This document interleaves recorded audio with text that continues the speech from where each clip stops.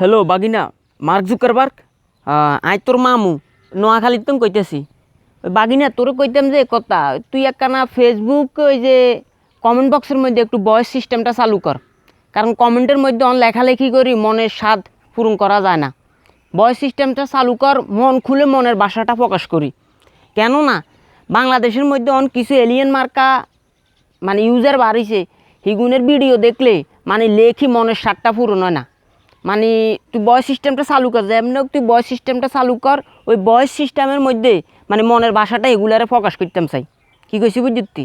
আর হ্যাঁ, ওই যে তোর মামুর ইয়া তোর মামির বড় ফেজই যায় ইউটিউবই বাংলা 2.0 ইজের পলিসি ইস্যুতে তুই অন্তান ধরি রাখছত। কী খবর তোর?